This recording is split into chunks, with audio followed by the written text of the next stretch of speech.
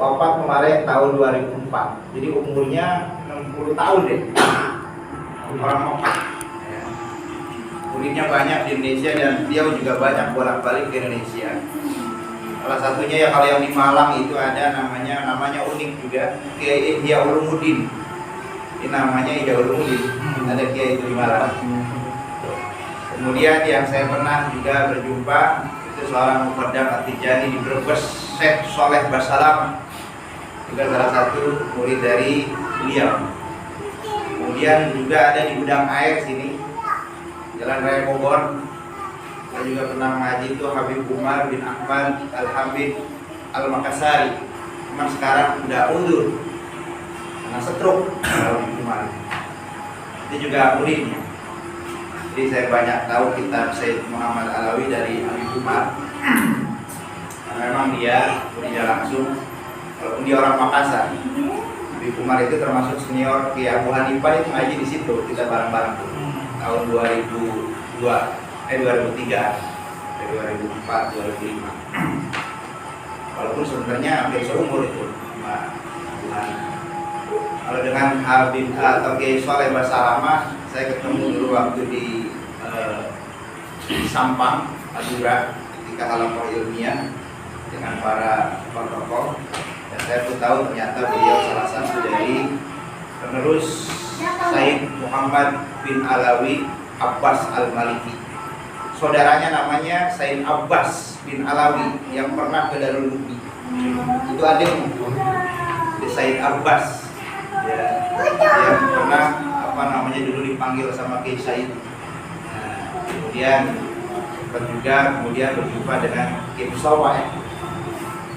Itu adiknya, adik Sayyid Muhammad bin Alawi Al-Maliki. Wafat 2004, jadi termasuk muda sih ya, 60 tahun cuma umurnya. Kalau lahir tahun 44 berarti kan sebelum merdeka. Cukup ya, nggak begitu panjang usianya, cuma 40 tahun di Mekah. Dan beliau mazhabnya Maliki, ya, tidak Syafi'i, tapi banyak sekali karena memang menjadi guru besar di Mekah dan juga pernah belajar di Al-Azhar. Baik, salah satu kitabnya ini namanya Khosais Al-Ummah Al-Muhammadiyah. Di antara bagian pertama di sini adalah tentang bahwa keistimewaan umat Nabi itu ada 14, beliau paparkan di sini, 14 keutamaan. Tapi pada kesempatan ini saya ingin ambil satu saja dulu. Ya, al-awwal ini yang pertama. Bismillahirrahmanirrahim. Khasaisu 'ammatun lil ummatil Muhammadiyah. Keistimewaan secara umum umat Nabi Muhammad itu ada 14. Yang pertama adalah Rabbul Isri, yaitu diangkatnya, dihindarkan dari berbagai macam beban-beban berat syariat agama. Itu maksud dari Rabbul Isri. Isri ini artinya beban-beban berat. Nah, ini diambil dari surah Al-A'raf, dasarnya ayat 157. Saya akan bacakan. A'udzubillahi minasyaitonir rajim. Alladzina yattabi'una ar-rasulan nabiyyal ummi. Orang-orang yang mengikuti Rasul, yaitu Nabi yang ummi, maksudnya Nabi Muhammad SAW. Orang-orang di sini yang dimaksud adalah sebagai apresiasi, pujian buat orang ahli kitab yang mau masuk Islam, mau mengikuti ajaran Nabi. Mereka itu ya mengikuti Nabi yang ummi. Mereka itu ya alladzi yajidunahu. Mereka juga orang-orang ahli kitab sudah tahu betul, sudah pernah menemukan, bahkan menjumpai nama Nabi, sifat Nabi, maktuban indahum fit Taurat, tertulis di kitab mereka yang namanya Taurat, wal Injil, tertulis di kitab mereka yang namanya kitab Injil. Ya'muruhum bil ma'ruf, di antara sifatnya memerintahkan kebaikan, wa yanhahum 'anil munkar, di antara sifat Nabi itu melarang kemungkaran, wa yuhillu lahumut thayyibat, menghalalkan kepada umatnya yang baik-baik, wa yuharrimu 'alaihimul khaba'is, mengharamkan yang buruk-buruk, wa yadahu anhum israhu, dan Nabi terakhir ini akan menghilangkan segala macam beban-beban syariat agama, wal aghlal, dan belenggu-belenggu allati kanat alaihim, yang sebelumnya berlaku bagi mereka. Ini surah Al-A'raf 157, murni ya, ujian untuk nabi plus umat nabi. Jadi kita udah mulai duluan ya ceritanya. Kalau videonya belum, berkatnya nggak ada ya. Nggak apa-apa lah, namanya mulai takdiman. Takdim. Jadi di surah Al-A'raf ini ujian bagi nabi plus ujian buat umat nabi. Apa umat nabi itu? Ada yadau anhum israhum, Allah mengangkat dari mereka umat nabi segala macam beban-beban berat, wal aghlal, dan segala macam belenggu-belenggu syariat, allati kanat alaihim, yang di zaman Bani Israel umat-umat sebelumnya itu berlaku. Nah, sekarang apa saja belenggu-belenggu dan beban berat itu? Jadi di sini maksudnya ayat 157 Al-A'raf ini memberikan satu berita kabar gembira kepada kita bahwa kalau kita mah tidak diberlakukan itu beban-beban berat itu. Satu. Ya, ini ada 13 beban beratnya. Beban berat yang dulu mah diberlakukan, tapi sekarang diamandemen. Oh, istilah keren ya. Apa amandemen? Ketinggian ya. Membarui kata orang Ah, diamandemen. Amandemen dia apa? Dihalang. Dulu mah berlaku, sekarang mah nggak berlaku. Gitu. Dulu mah berlaku, sekarang mah nggak berlaku. Dan 13 poin ini ada ayatnya di Quran.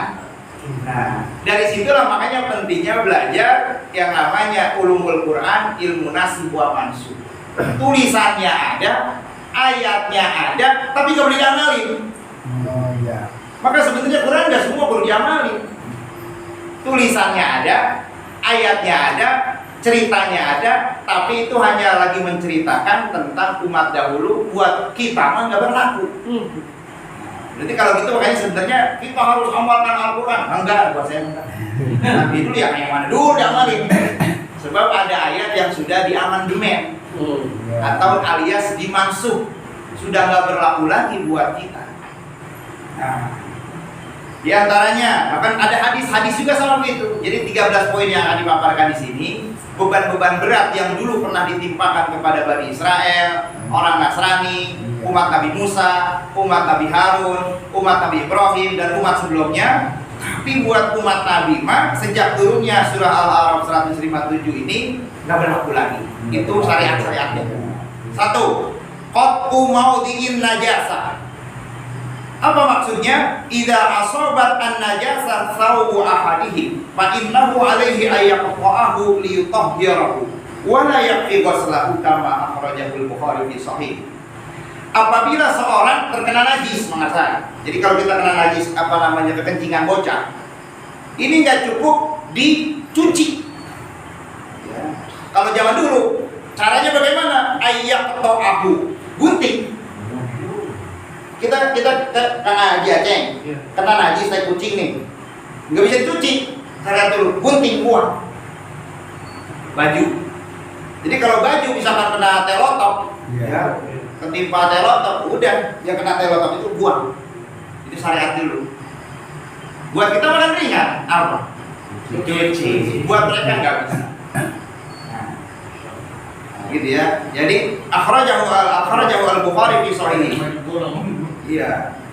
Annahu kana wa qad zama ba'du annahu kana yajibu qat'u ma asabat bin najasah walau kana min al-jismi tamadan ala zahiri riwayatin Abi Dawud wa fi kanu idza asabal baul jasad ahadihim. Dalam hadis riwayat Bukhari, mereka itu orang-orang dulu apabila terkena najis air kencing kepada jasad mereka, ya, atau badan pakaian yang menempel di jasad mereka, faqatu ma asabahul baul minhum, maka mereka harus gunting baju yang kena najis tersebut. Iya, dibuang dah. Dibuang aja. Rumusnya gugur aja, Man. Oh, udah bolong manfaat. Tiba-tiba aja. Bolong. Udah bolongin aja. Sadis soalnya.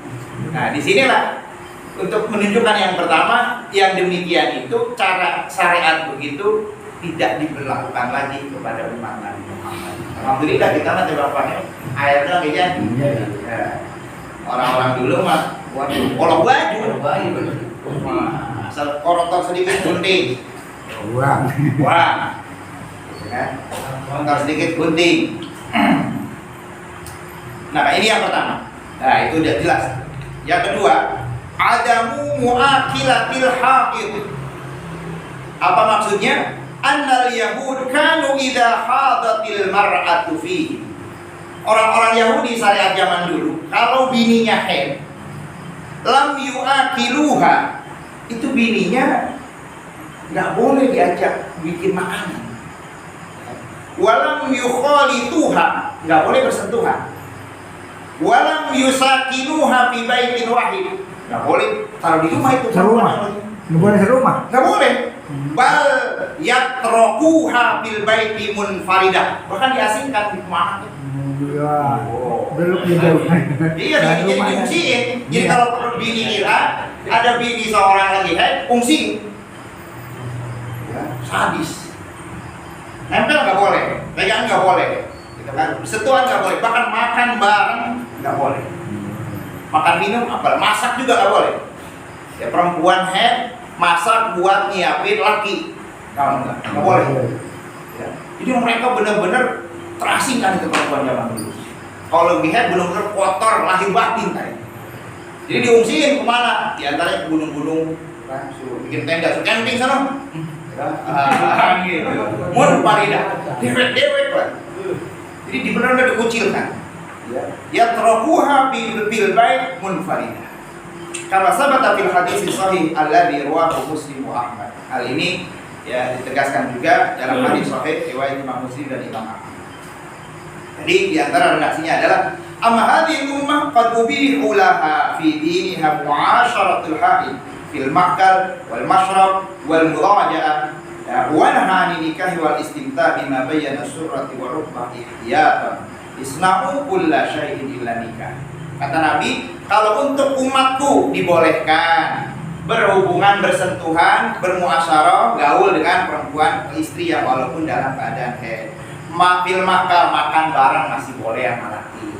Minum bareng masih boleh. Tidur pun masih boleh. Yang penting asal dijaga jangan sampai dinas suami istri. Itu doang kan? Kalau kita yang penting asal jangan nyelonong ya. Bahkan baina surah warukbah ini aja yang dijaga.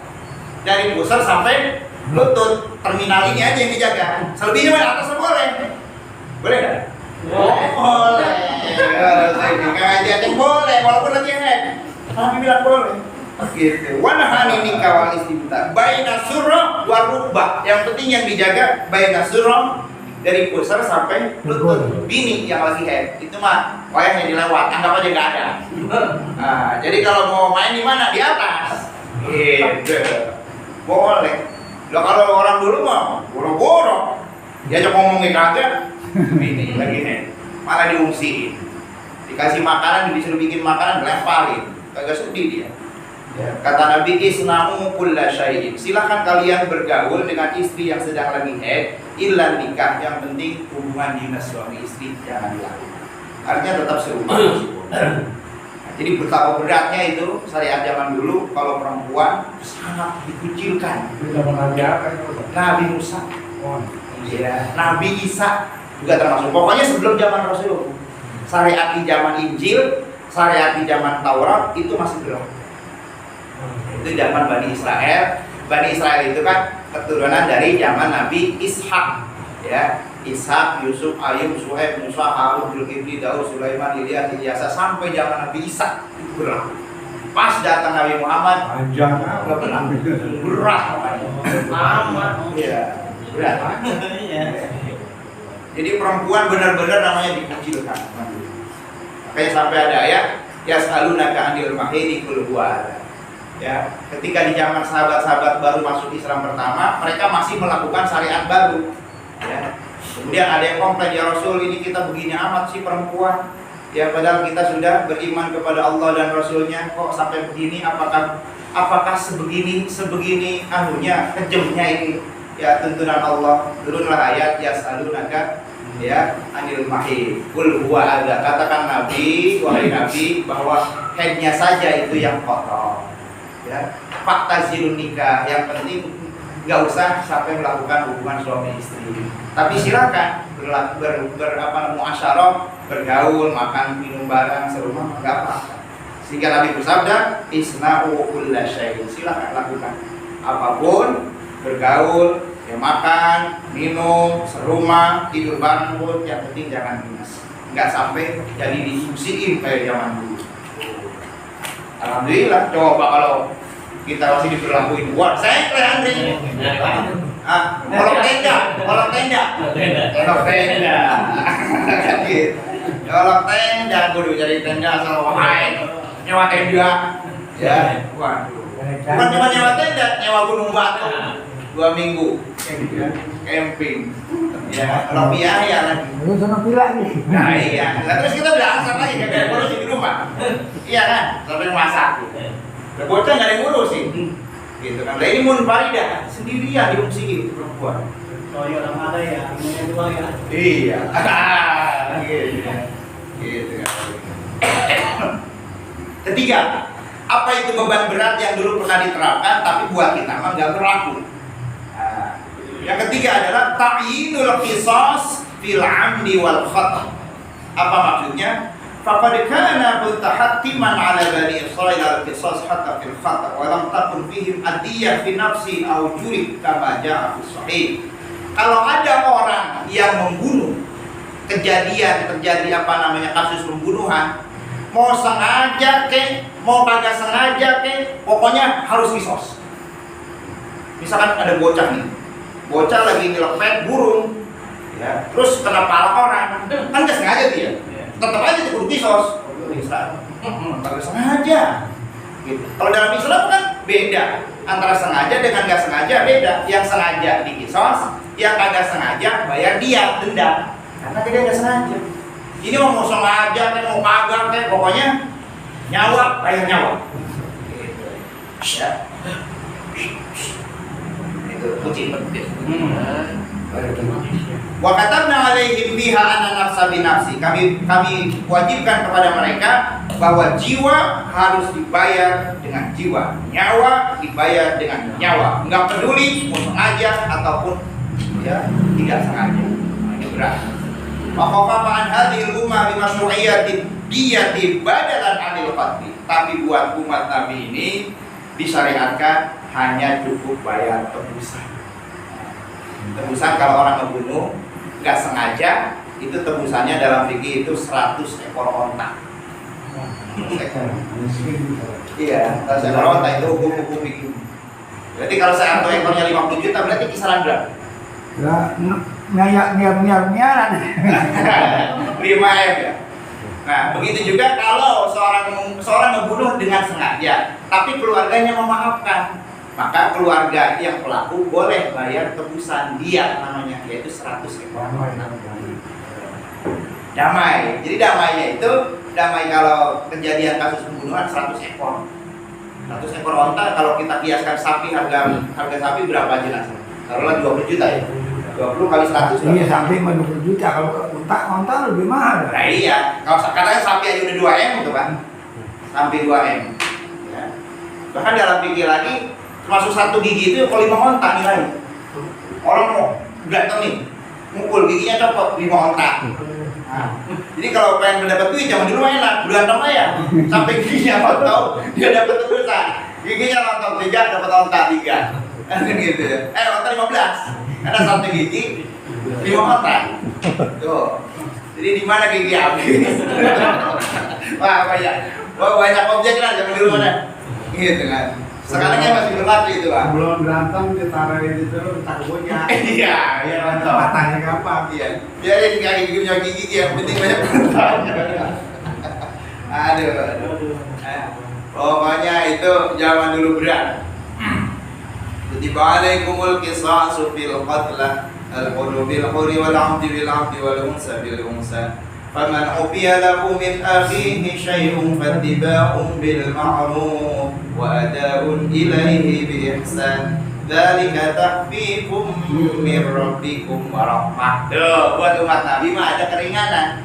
Kalau ada keluarganya yang memaafkan dari pihak korban, kemudian keluarga pelaku silahkan membayar diat dengan cara yang baik-baik. Dan itulah keringanan dari Tuhan kalian, sekaligus sebagai rahmat kepada umat Nabi Muhammad ini. Jadi boleh, tapi buat yang lain, buat umat dulu mah pokoknya anna nafsa binafsi, pokoknya yang penting mati, bayar mati. Wah, ya, mati bayar mati. Mau apa kan penyebabnya? Ya, misalkan namanya apa namanya Agus lemparin pisang, ada presek, mati bayar mati lagi. Gara-gara namanya lemparin kulit pisang. Sampai kulit pisang lemparin, wah si Fulan. Maka harus anna nafsa binafsi. Nyawa bayar nyawa. Betul. Hai, ini yang ketiga. Buat kita umat Nabi tidak sampai seperti itu ekstrimnya dalam penghukuman. Yang keempat, apa sih yang keempat itu beban yang berat dalam syariat di zaman umat dahulu tapi tidak diberlakukan buat kita, yaitu qatlun nafsi bit taubah. Apa maksudnya? Kalau ada orang yang berbuat musyrik, melakukan kemusyrikan, supaya dia diterima kalau mau taubat, caranya adalah bunuh diri. Kalau dosa musyrik, bunuh diri. Dari kalam annahu ma'abadul ijl. Karena ini pernah terjadi di zaman Nabi Musa, ketika Nabi Musa 40 malam menuju Tursina untuk bermunajat kepada Allah. Nah, itu Bani Israel pada nyembah anak sapi. Akhirnya diperintahkan oleh Allah, faqtulu anfusakum fataba alaikum. Wah, itu wahai Musa, itu orang-orang yang pada nyembah anak sapi, yang pada musyrik, perintahkan olehmu supaya mereka bunuh dirinya karena sudah melakukan kemusyrikan. Kalau mau diterima taubatnya. Jadi kesimpulannya, dosa musyrik untuk bisa diampuni tidak ada cara lain, caranya dengan bunuh diri. Ini kalau diterapin sekarang kan bagus juga sebenarnya. Jadi dengan yang pada muja namanya kan pada langsung habis namanya. Nah terus bagaimana kalau maksiat? Wa dzalika aidan huwa tariqut taubah min jumlati minal ma'asi yakunu bi qatil a'dha'i al-khati'ah kal lisani fil kadhib. Kalau berbuat maksiat ya, bukan kemusyrikan tapi maksiat-maksiat kecil, contoh bohong. Dia dusta. Dustanya terbukti, maka alat yang biasa digunakan untuk berdusta harus dilenyapkan. Apa itu? Mulut lebih lagi. Qatil a'dha al-khati'ah kal lisani fil kadhib, yaitu dengan cara dipotong lisannya karena sudah berdusta. Habis kan? Ini kalau diterapin di kita enak, bagus semua di zaman sekarang. Yang pada bergaul.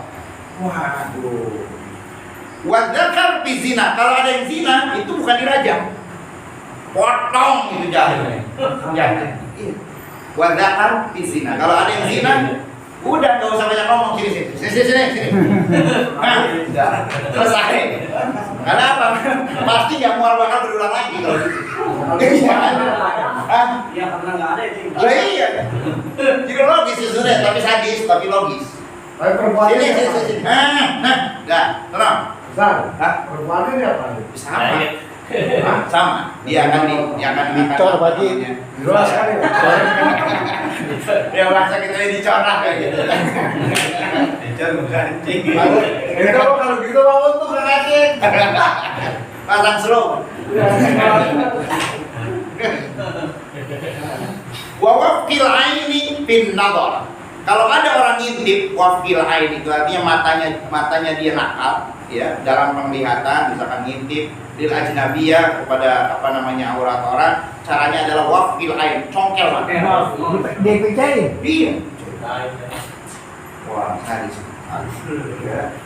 Jadi kita kan maksudnya ini kita makanya ujung-ujungnya ntar kita supaya suruh bersyukur gitu kan. Untuk kita jadi dikakhirin jadi umat Nabi Muhammad. Umat dulu mah ngintip congkel matanya. Waqul ain bin nawri lil ajnabiyah. Dicongkel matanya kalau matanya ini melihat sesuatu kepada lain jenis, dengan tidak memiliki dasar, alias ngintip lah sama sekarang gitu kan. Amal ummah al-Muhammadiyah, tapi buat umat Nabi Muhammad, fa inna Allah subhanahu sahhalaha tariqat taubah, Allah berikan kemudahan cara taubatnya. Wa akhbara annahu yaqbiluha wa ya'fu 'anis sayyi'at, Allah memberikan maaf dari kesalahan-kesalahannya. Wa annahu yafruhu biha asyadda min farhil ummi waladiha radiyal ghaib wa may ya'mal su'an aw yadhlim nafsahu summa yastaghfirillah yajidillaha ghafurur rahim. Cukup banyak-banyak istighfar. Waduh. Istighfar doa kita mah kagak kudu dicokel matanya. Ya Allah, gitu kan. Cukup dicokel. Kalau mimpi kan Istighfar. Jadi nah, yang masih ada tersisa memang itu curi tangan, kan? Curi tangan itu sedikit tersisa, itu pun pakai ada batas. Dulu mau ciluk, mau mencuri, mau sedikit, mau banyak, potong aja udah langsung. Gitu kan? Kalau Nabi masih tetap terapkan tuh apa yang namanya fakuliah gitu ya. Itu di surah An-Nur, as-sariqu was-sariqatu faqta'u aydiyahunna. Pencuri laki-laki maupun perempuan yang mencuri melakukan tindakan pencurian, maka hukumannya adalah dipotong tangannya. Kalau hukum syariat Islam, ya, tapi untuk bisa potong tangan itu ada batasannya. Yang dicurinya adalah senilai 2 gram emas. Di bawah itu enggak dipotong. 2 gram emas itu berarti sesuai nilai konversi pada saat itu. Kalau sekarang berarti kan 2 juta. Hah? 2 juta. Jadi kalau ayamnya goma, tebang ayam mah belum. Kalau tidak namanya nyopet singkong, belum. Nggak sampai potong tangan. Ya harus. Nah, bisa. Bisa. Ya, kemudian itu pun ketat syaratnya setelah dianalisa, setelah ditelusuri, benar-benar kalau bukan karena kebutuhan darurat, hanya misalkan untuk makan atau daripada dia mati maka dia mencuri, itu enggak kena. Ya kan? Seperti pernah kejadian di zaman Khalifah Umar, ada orang mencuri tapi alasannya adalah kelaparan, itu enggak kena karena ada uzur namanya. Tapi kalau zaman dulu mau lapar mau apa, hajar aja udah, enggak peduli dia. Itu yang keempat. Yang kelima, apa beban berat dulu ini? Ini hadis lagi. Iqtirahu ashabil ma'asi minhu. Apa maksudnya? Faqad kana Banu Israil idza adnaba ahaduhum dhanban aw fa'ala ma'siyatan fa innahu idza asbaha yajidu maktuban 'ala babi dari. Kalau ada orang maksiat, ya, maka orang itu akan dipermalukan dengan cara apa? Di depan pintu rumahnya akan ditulis namanya dengan jelas, dosanya dengan jelas, kiparatnya dengan jelas. Fulanun fa'ala kada wa kada wa kafaratuhu kada wa kada wa yara dzalika al-khas wal 'am. Si fulan namanya fulan bin fulan, dosanya telah melakukan pelanggaran ini, kemudian si hukumannya adalah ini, dan itu bisa dilihat oleh semua orang. Jadi dipermalukan kalau ada orang maksiat. Telanjangi dah. Iya, jadi ditelanjangi lah gitu kan. Ditulis di papan di depan rumah. Nah, harus begitu. Udah mata di namanya dicokel matanya. Hah? Semua orang pada nonton. Semua orang nonton.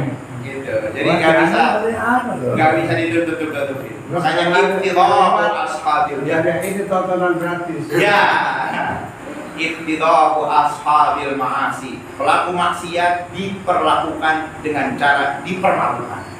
Jadi di antara salah siksaan tambahannya adalah dipermalukan orang yang melakukan maksiat.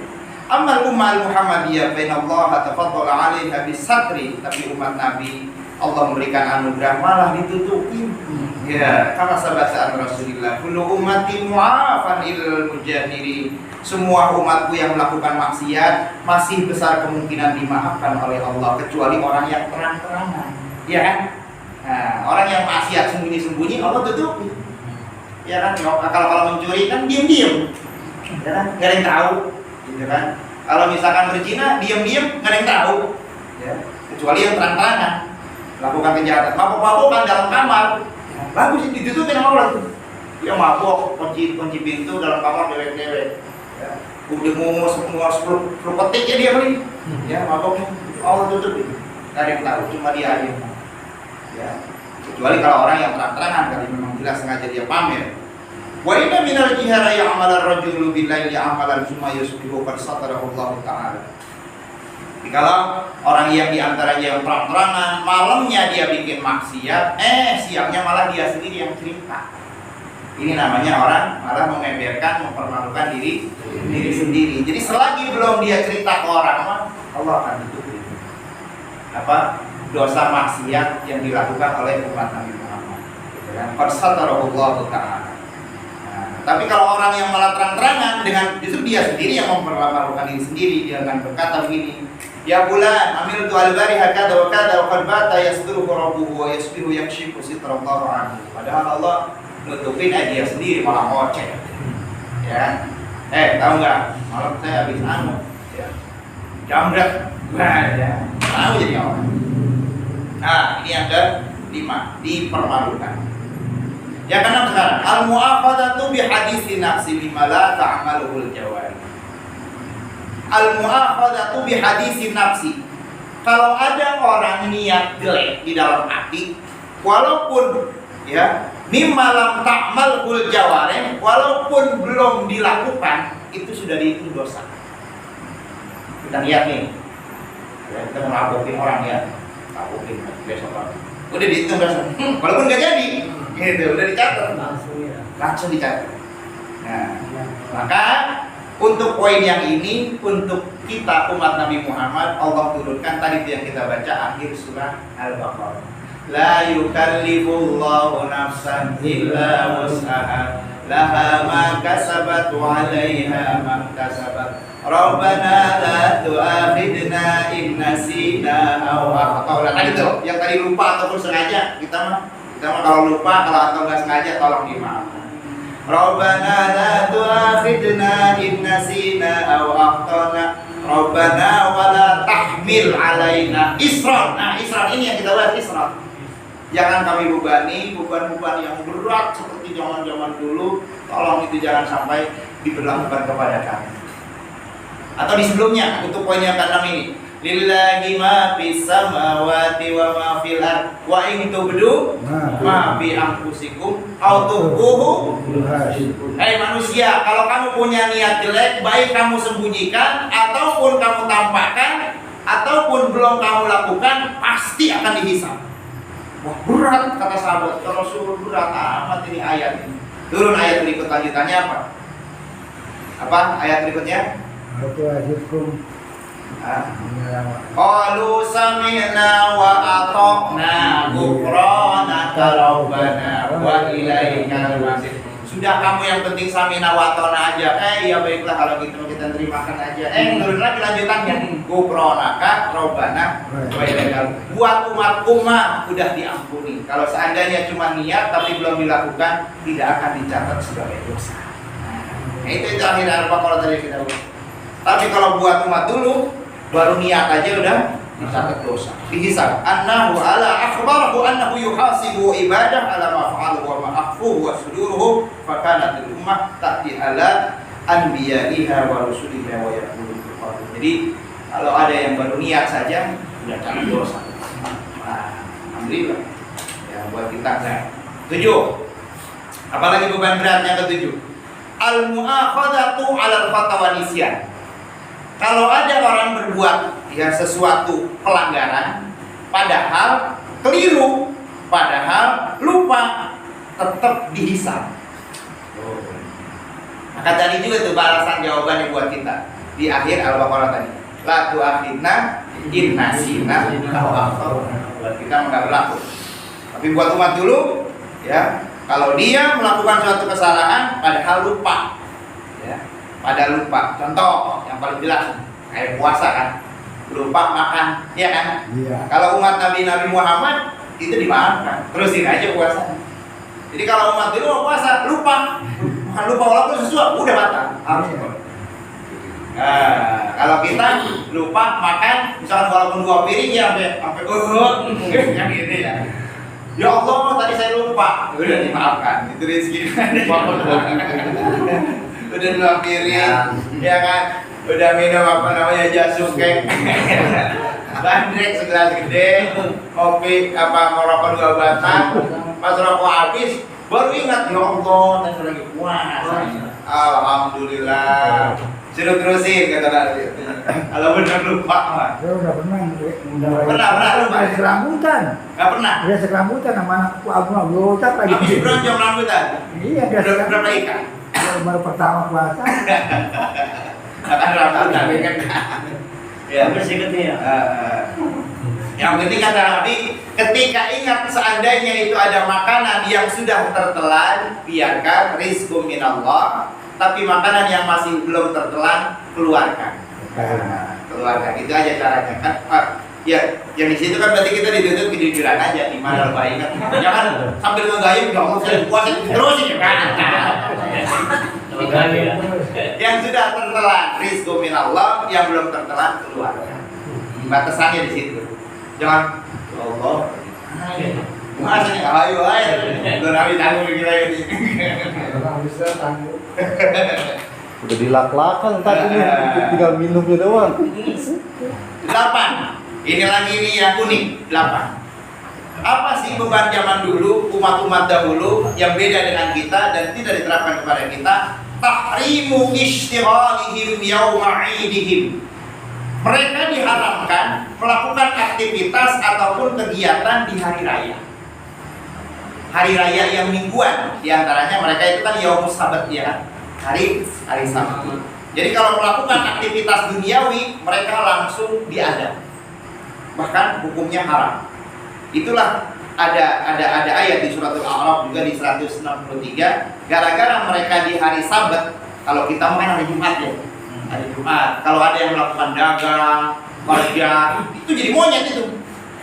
Ya, kalau itu diberlakukan bisa jadi monyet itu. Itu ayatnya ada kunu qiradatan khasiin. Siapa-siapa yang melakukan aktivitas duniawi di hari Sabtu padahal itu hari raya, maka kami akan kutuk mereka menjadi monyet atau menjadi babi. Kalau diberlakukan sampai sekarang, babi semua. Iya kan? Waduh, babi namanya. Ada naik motor. Kan gitu. Sadis. Kata dika nabluhum bima kanu yaksukun. Mereka dulu itu kan termasuk di surah Al-Baqarah dan surah Al-A'raf sudah dilarang oleh Allah jangan melakukan aktivitas kalau hari raya alias hari Sabtu, yaitu hari raya yang mingguan. Untuk mereka kan hari Sabtu. Ya kan? Hari Sabtu itu sebagai hari raya mereka. Jangan melakukan aktivitas. Diuji mereka, ya itu dikali banyak ikan, ayo orang menjual lah. Makanya ngejala itu jadi monyet semua. Jadi monyet semua. Kunu qiradatan khasiin. Beda buat umat Nabi di surat Al-Jum'ah. Ya ayyuhalladzina amanu idza nudiya lis-salati min yaumil jum'ah fasau ila dzikrillah wa dzarul bai'. Kalau sudah masuk Jumat, hentikan dulu, siap-siap melakukan sholat Jumat. Tapi faidza qudiyatis sholat, kalau sudah kelar Jumatan, fantashiru fil ardh. Silahkan cari usaha lagi. Beda. Bertebaran. Ya, silahkan bertebaran di muka bumi, yang ojek, yang kantor, yang dagang, yang kerja. Beda. Ya kan? Nah ini ayatnya sama-sama di Quran. Itu tadi saya bilang sama-sama ayat di Quran. Ayatnya masih ada, tapi tidak semua diamalkan. Jelas kan? Nah, jadi Quran jangan semua diamalkan. Ada yang harus ditinggalkan. Gitu. Tapi diimani bukan untuk diamalkan, tetapi sebagai landasan untuk lebih menguatkan syukur kita. Oh betapa murahnya Allah kepada umat Nabi. Ternyata umat zaman dulu masih begitu dasarnya. Itu di Al-A'raf bertabrakan tuh. Kira di Al-A'raf jangan melakukan aktivitas di hari raya. Kira di surah Al-Jum'ah malah suruh kerja. Bertabrakan. Ternyata di Al-A'raf lagi menceritakan ini syariat yang diberlakukan zaman dulu. Tapi zaman sekarang mah nggak berlaku. Namanya mansukh. Sudah di amandemen atau tidak berlaku hukumnya. Tapi undang-undangnya mah tetap tertulis. Di surah Al-Jum'at inilah yang diberlakukan kepada umat Nabi. Kalau di hari raya, walaupun hari Jumat, kalau sudah dilakukan sholat, silahkan kerja aktivitas duniawi, tidak apa-apa. Bahkan disuruh, wabtagu min fadlillah, silahkan cari karunia Allah. Kalau disuruh, silahkan disuruh. Kalau sudah Jumatan. 9. Wah, ini 13. Aqabun azabun alal umam as-sabiqah. kalau Allah menurunkan taul kepada umat dahulu itu sebagai adab. Nah, bedanya kalau amma hadhil ummah fa innallaha ja'alahu rahmatan bihim wa syahadatan lahu. Kalau Allah menurunkan wabah kepada umat akhir zaman ini bukan sebagai adab, tapi justru sebagai rahmat, dan yang meninggal menjadi terhitung syahid. Beda. Yang kena corona syahid. Syahid. Dah kena corona dah. Syahid dah. Syahid. Jadi nggak usah tahan kita. Ya kan? Syahid. Zaman dulu itu adab. Ya, kada fi sahih. Amma hadhil ummah fa innallaha ja'alahu rahmah. Allah jadikan kalau ada wabah untuk umat Nabi itu sebagai rahmat. Di mana rahmatnya? Syahadatan lahum, kalau meninggal justru menjadi penghantar jadi mati syahid. Dalam artian pahalanya pahala mati syahid, walaupun kepengurusan jenazahnya seperti layaknya orang normal. Karena bukan syahid di dunia wal akhirah kayak prajurit di medan perang. Tidak ada pahala, bukan ada. 10. Tahrimu ba'di tayyibati minal at'amah. Kaum zaman dulu diharamkan sebagian makanan yang baik, makanan-makanan baik. Apa diantaranya? Setiap hewan ternak yang ada kukunya haram. Kayak domba ada kukunya nggak? Ada. Haram. Setiap hewan yang ada kukunya aja. Ya, makanya kalau ikan doang. Ikan doang. Apa yang ada kukunya? Burung ada kukunya nggak? Ada. Haram. Ya, haram. Kullu di zufrin, setiap hewan ternak yang punya kuku haram. Kayak itu mau ikan doang di kupung-kupung. Oh, mancing. Kedua, asyum. Ini apa namanya? Lemak, gaji itu haram. Jadi apa gaji yang menempel di daging itu diharamkan. Nah, itu diharamkan. Beda dengan kita, waduh, malah di sate, malah di soto, halal.